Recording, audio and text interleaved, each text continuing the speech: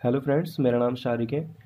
DSSB ने अभी 2022 का कैलेंडर जारी किया है जिसमें बहुत सारे एग्ज़ामों की टेंटेटिव डेट दी गई है। इस वीडियो में हम जेई और एई की बात करेंगे। तो जेई और एई की जो फॉर्म फिलअप करने की टेंटेटिव डेट दी है वो जनवरी 2022 में 1 जनवरी से 10 जनवरी तक की दी है, और जिसका एग्ज़ाम जो उन्होंने मार्च में दिया है कि एग्ज़ाम जो है मार्च में हो जाएगा। तो अभी आपके पास ओनली 3 मंथ्स है, और 3 मंथ्स में किस तरह से आपको प्रिपरेशन करनी चाहिए ताकि आपका इसमें सिलेक्शन हो जाए। तो सबसे पहला यही क्वेश्चन होता है कि किस तरह से प्रिपरेशन की जाए। तो लास्ट वीडियो में मैं आपको DSSB जेई का सारा एग्ज़ाम का सिलेबस और पैटर्न और जो जो बुक्स हैं, टेस्ट सीरीज, सारी चीज़ें मैं आपको लास्ट वीडियो में बता चुका हूँ। अगर किसी ने वो वीडियो नहीं देखी तो आप इस वीडियो को देखिए, तो उसमें आपको सारा प्रोसेस मैं आपको उसमें बता चुका हूँ। और सबसे पहले मैंने आपको उसमें एक चीज़ बताई थी कि किसी भी एग्ज़ाम की प्रिपरेशन करने के लिए आपको उसके बारे में पता होना ज़रूरी है। तो उसका पता करने के लिए सबसे अच्छा तरीका ये है कि उसके प्रीवियस क्वेश्चन को आप एनालिसिस कीजिए। एनालिसिस आपको ये पता चलेगा कौन से क्वेश्चन, कौन से सब्जेक्ट के क्वेश्चन ज़्यादा आ रहे हैं, थ्योरी कितनी आ रही है, आपकी न्यूमेरिकल पोर्शन कितना आ रहा है। तो आपको उसी तरह से, आपको उसी डायरेक्शन में आपको इसकी प्रिपरेशन कर सकते हैं। तो सबसे पहले आपके प्रीवियस क्वेश्चन को एनालिसिस कीजिए। टेलीग्राम पर मैं आपको प्रीवियस क्वेश्चन में इसमें डाल चुका हूँ, तो उनको सभी क्वेश्चन पेपर को आप एनालिसिस कीजिए उसका। अभी मैं दिल्ली जल बोर्ड में एज ए जेई वर्किंग हूँ। तो मैंने एक क्वेश्चन पेपर लिया था दिल्ली जल बोर्ड का, जो कि टायर 1 का था। तो उसका आपको मैं कुछ एनालिसिस का तरीका बताऊँ किस तरह से आपको एनालिसिस करना है। तो सबसे पहले क्या है, आप उस क्वेश्चन पेपर को लेंगे, और मैं इसमें बता चुका था जो टायर 1 एग्ज़ाम होता है उसमें आपके 200 क्वेश्चन का होता है, 100 मार्क्स का, 200 क्वेश्चन 200 मार्क्स के। तो 100 क्वेश्चन आपके नॉन टेक के आते हैं, 100 ही आपके टेक्निकल के आते हैं। तो नॉन टेक में आपके 5 सेक्शन होते हैं 20-20 मार्क्स के, जिसमें कि आपके 20 क्वेश्चन आपके रीजनिंग के, 20 क्वेश्चन आपके जीए जीके के, 20 क्वेश्चन इंग्लिश, 20 हिंदी, और 20 आपके अर्थमेटिकल एबिलिटी जो कि एप्टीट्यूड के होते हैं। तो सबसे पहले मैं यहाँ पे नॉन टेक की बात करूँगा। तो नॉन टेक में सबसे पहले जो रीजनिंग है, तो रीजनिंग में सबसे पहले आप क्वेश्चन को पढ़ते रहिए और देखिए क्वेश्चन किससे आया। जैसे कि मैंने क्वेश्चन में देखा था, तो जिसमें कि सबसे पहले जैसे डाइस आया था, डाइस का एक क्वेश्चन आया था, कोडिंग डिकोडिंग के 3 क्वेश्चन आए थे, हिडन फिगर के आपके 1 क्वेश्चन आया था, रैंकिंग अरेंजमेंट 1 क्वेश्चन आया था, स्लोलिज्म के 2 क्वेश्चन आए थे, आइडेंटिफिकेशन नंबर 2 क्वेश्चन, सीरीज के 2 क्वेश्चन, काउंटिंग फिगर का 1, completion of figure 1, blood relation 1, Venn diagram 1, analogy of similarity 1, sign interchange 1, capital का 1, और सिटिंग अरेंजमेंट का 1। तो ये सारे आपके टॉपिक आए। तो इससे आपको ये पता चलेगा आपको कौन कौन से टॉपिक आपको तैयार करने हैं, और इन सभी टॉपिक से किस तरह से क्वेश्चन पूछा गया, तो आप सब इनको पीडीएफ में देख सकते हैं। ऐसे ही आपके जीए और जीके का, तो इसमें कुछ स्टैटिक के क्वेश्चन आते हैं और कुछ आपके करंट अफेयर के आते हैं। तो इसमें आपको जो क्वेश्चन पूछा गया था, डांस पूछा गया था कि कौन से स्टेट का कौन सा डांस है, आइसलैंड के बारे में पूछा गया था, म्यूजिकल इंस्ट्रूमेंट जैसे तबला हो गया, आपका सितार हो गया, इन सब के आपके फाउंडर कौन थे। दूसरा आपका सीईओ पूछा गया था, जैसे अमेजन हो गया, एप्पल हो गया, इन सब के सीईओ।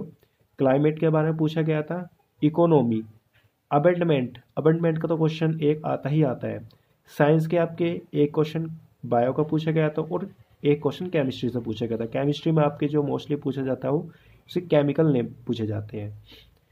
यूनिट्स का एक क्वेश्चन था, बुक ऑथर एक ओलंपिक का, और आपके जो इसमें पीएम सीएम कैपिटल करेंसी, ये तो आपका होना ही, पता होना ही ज़रूरी है। तो आपको मैं सजेस्ट करूँगा कि कुछ होते हैं जैसे आपके प्राइम मिनिस्टर, गवर्नर स्टेट के, कैपिटल, और आपके सीएम, करेंसी, सीईओ, और ब्रांड एम्बेसडर हो गया, ओलंपिक हो गया, बुक्स के ऑथर हो गया, और इंडिया की रैंक क्या है, और नोबेल प्राइज है। तो कई सारे टॉपिक्स हैं जो आपके इसमें होने चाहिए। तो इसके लिए मैं आपको एक बुक्स का नाम मैंने आपको बताया था वीडियो में, जो स्पीडी बुक थी। तो उस स्पीडी बुक को आप परचेज कर लीजिए, जिसमें कि एक ईयर, 1 साल का करंट अफेयर उसमें आता है आपका, जिसमें कि आपके सारा पोर्शन कवर हो जाएगा। तो आपकी करंट अफेयर स्पीडी बुक से हो जाएगी, और जो आपका जीके का पोर्शन है वो आपके लूसेंट में, जो भी आपका रेड कलर का जो लास्ट में जितने पेज होते हैं, जो कि आपका सबसे पहला प्रधानमंत्री कौन था, आपका मुख्यमंत्री कौन था, प्राइम मिनिस्टर, ये सभी के बारे में जो आपके लास्ट पेजेस में है उन सबको रीड कर लेना है। और बीच बीच में जो आपके रेड कलर के जो कॉलम बने होते हैं, जैसे कि आपके पानीपत का हो गया और आपके कई सारे बुक्स ऑथर हो गए, हिस्ट्री, तो इन सभी को आपको जरूर रीड कर लेना है, क्योंकि 3 मंथ है, इतना ज़्यादा टाइम भी नहीं है। तो आपको सबसे अच्छा तरीका ये है कि स्पीडी बुक ले आइए, एक 1 ईयर का करंट अफेयर उसको पढ़ लीजिए, और आपके लूसेंट का जो भी पोर्शन होता है, जो भी आपके रेड जो बॉक्सेस में होता है, उन सबको आपको रीड कर लीजिए। तो अब बात करते हैं इंग्लिश की। इंग्लिश में जो आपके एरर के 2 क्वेश्चन आए थे, प्रीपोजिशन के आपके 1 क्वेश्चन आया था, करेक्ट स्पेलिंग आपके जो 4 वर्ड देंगे उसमें से आपको करेक्ट करना है कि करेक्ट स्पेलिंग किसकी है। एंटोनिम्स का 1 होता है, सिनोनिम्स के 2 आए थे, करेक्ट फुल वर्ड्स आपको फिल करना है, एक आपको सेंटेंस दे देगा, उसमें आपको एक वर्ड फिल करना है और 4 ऑप्शन दे देगा, तो आपको फिल करना है। एडम फ्रेज दिया था, अरेंज सेंटेंस, आपको सेंटेंस दे देगा, तो आपको उसमें अरेंज करना है कि कौन सा पहला आएगी, दूसरे नंबर पर, तीसरे नंबर पर कौन सी आएगी। तो आप जब ये क्वेश्चन पेपर रीड करोगे तो उसमें आपको पता चले किस तरह से आपके क्वेश्चन पूछे। इसमें मेन पर्पज़ मेरा ये बताने का है कि आपको कौन कौन से टॉपिक आपको करने हैं, तो इससे आपको आइडिया लग जाएगा कि ये इंग्लिश में मुझे एरर करना है, प्रीपोजिशन करनी है, करेक्ट स्पेल्ड, एंटोनिम्स, सिनोनिम्स, तो ये सारे आपको करना है। और इसमें इंग्लिश में आपका एक पैराग्राफ आता है 5 नंबर का, ऐसे सेम हिंदी में भी आता है। तो हिंदी में कौन कौन से टॉपिक आपको करना है, तत्सम तद्भव का, सर्वनाम हो गया, समास, संधि, असंगत मेल हो गया, विराम चिन्ह, शुद्ध वाक्य, विलोम शब्द, एक वचन, मुहावरा, तो ये सारे टॉपिक आपके हिंदी में होंगे। अब बात करते हैं किसकी, एप्टीट्यूड की। एप्टीट्यूड में आपको एक आपका पाई चार्ट दे देगा, सिंपल आता है, कोई इतना हार्ड नहीं आता है, सारे पाई चार्ट होगा, जैसे परसेंटेज दे देगा कि 64 ये 2 ये, इस तरह से फिर आपको वो क्वेश्चन पूछ लेगा कि टोटल जो है कितने ये दोनों पोर्शन, इसमें कोई नाम दे देगा, जैसे ये रेड कलर हो गया, ब्लू कलर है, तो रेड ब्लू का टोटल का कितना परसेंट है, तो ये परसेंट के क्वेश्चन आते हैं पाई चार्ट में। मीन, मोड और मीडियन से कोई एक क्वेश्चन आ जाएगा आपका। परसेंटेज के आपके 4 क्वेश्चन आए थे, एज रेशो के आपके 2 क्वेश्चन आए थे, और रिमाइंडर क्वेश्चन के आपके 2 क्वेश्चन आए थे, और एक आपकी इस तरह से एक सीरीज दे देगा सोल्व करने के लिए, मल्टीप्लाई और इसमें डिवाइड का साइन लगा के आपको सोल्व करनी है। एरिया वॉल्यूम का 2 क्वेश्चन आए थे, कोई भी आपका, जैसे एक इसको आपका स्फेयर को मेल्ट करके आपको एक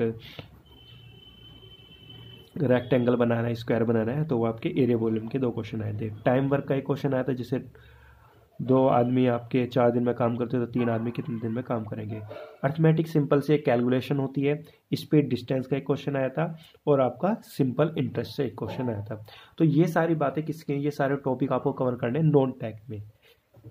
तो इन सभी की मैं आपको बुक लास्ट वीडियो में बता चुका हूँ कि आपको अर्थमेटिक एप्टीट्यूड के लिए कौन सी बुक यूज करनी है, हिंदी के लिए, इंग्लिश के लिए, जीए जीके और रीजनिंग के लिए कौन कौन सी बुक आपको यूज करनी है, वो मैं आपको लास्ट वीडियो में बता चुका हूँ मैं। अब मैं बात करता हूँ टेक्निकल पोर्शन में। टेक्निकल पोर्शन में कौन कौन से सब्जेक्ट में कितने कितने क्वेश्चन पूछे गए हैं।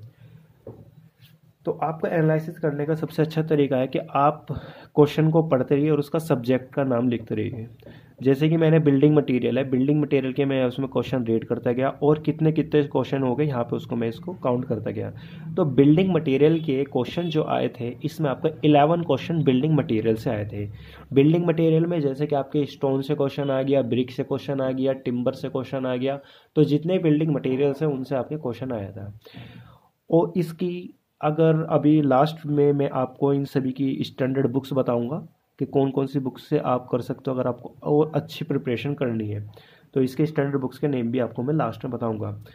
फिर एस्टिमेटिंग एंड कॉस्टिंग के आपके एस्टिमेट कॉस्टिंग के आपके जो क्वेश्चन आए थे, इसमें 9 क्वेश्चन एस्टिमेटिंग कॉस्टिंग के आए थे, जो कि न्यूमेरिकल बेस्ड थे सारे, कि आपके कितने इसमें 2-3 क्वेश्चन तो आपके थ्योरेटिकल थे, जैसे डीपीसी की आपकी उसमें यूनिट्स पूछ ली कि आपकी स्क्वायर मीटर में मेज़र करते हैं, किस में इसको मेज़र करते हैं, और बाकी आपके क्वेश्चन थे जैसे कि आपके इसमें कैलकुलेशन पूछ ली, एक टैंक दे दिया, टैंक का वॉल्यूम पूछ लिया, ब्रिक वर्क कितने टैंक में लगेगी, ये सारे इसके आपके छोटे छोटे आपके न्यूमेरिकल क्वेश्चन थे।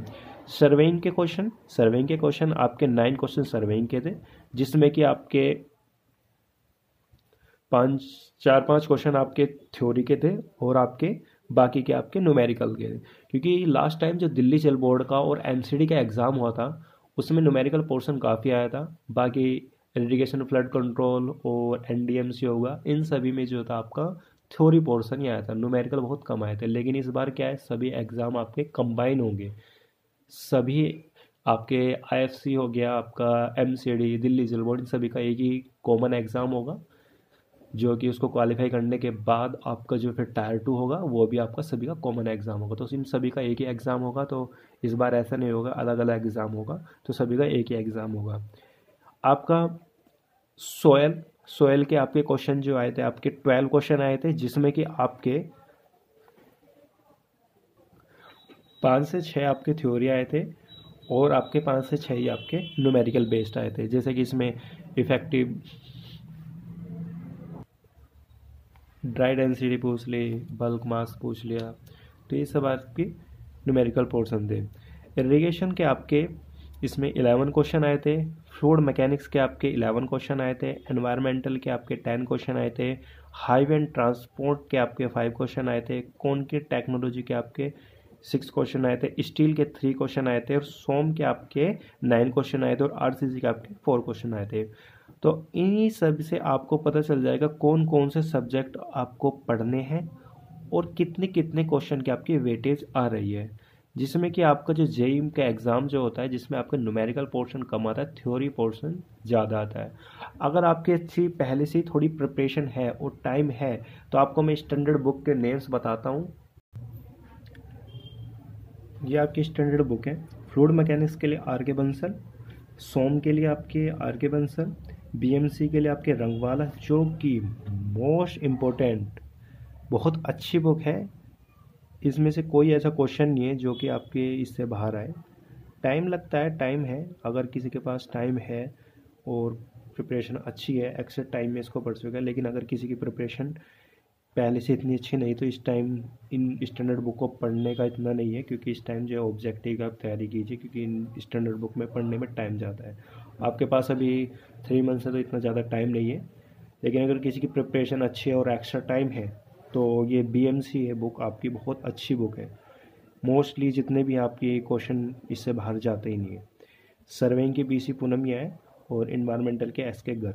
और आप ध्यान रखिए, जो कि सर्वेइंग में जो आपके क्वेश्चन मोस्टली ज़्यादा जो पूछे जाते हैं, यूनिट से बहुत ज़्यादा पूछे जाते हैं। जैसे कि आपके 1 माइल्स में आपके कितने मीटर होंगे, 1 फैदम मीटर में आपके कितने होंगे, और जैसे गंटर चैन के हो गया, आपका एरर के हो गए। तो जो सर्वेइंग में जो आपके न्यूमेरिकल जो आएंगे, वो ज़्यादातर आपके क्या होगा, एरर वगैरह का, जो चैन में कितना एरर होगा। तो ये सारे क्वेश्चन आपको जो पीडीएफ में उसमें आपको पता ही चल जाएंगे कि किस किस तरह से आपके क्वेश्चन पूछे जा रहे हैं। तो इससे आपको ये आइडिया होगी कौन कौन से आपको सब्जेक्ट तैयार करने हैं और कितने कितने क्वेश्चन किस किस सब्जेक्ट से आ रहे हैं। तो प्रिपरेशन करने का सबसे अच्छा तरीका यही है कि आपको सबसे पहले प्रीवियस क्वेश्चन को आप रीड करिए, उससे एनालिसिस कीजिए कौन कौन से सब्जेक्ट के कितने कितने क्वेश्चन आ रहे हैं। फिर आप ऑब्जेक्टिव बुक यूज़ कीजिए, ऑब्जेक्टिव। फिर आपके टेस्ट सीरीज लगाइए। टेस्ट सीरीज लगाने का सबसे अच्छा बेनिफिट ये है कि आपके टाइमिंग जो काफ़ी अच्छी हो जाएगी, क्योंकि रीड पॉलिसी के टाइमिंग का सबसे ज़्यादा मैटर करता है, क्योंकि 20-20 सेक्शन होते हैं। तो टेस्ट सीरीज से आपकी क्या होगी, टाइमिंग बहुत अच्छी हो जाएगी। तो टेस्ट सीरीज ज़रूर यूज कीजिए। और नेक्स्ट वीडियो में मैं आपको कुछ टाइम टेबल के बारे में आपको बताऊंगा। अगर आपको ये वीडियो पसंद आई है तो चैनल को सब्सक्राइब, लाइक, शेयर करना ना भूलें। Thank you.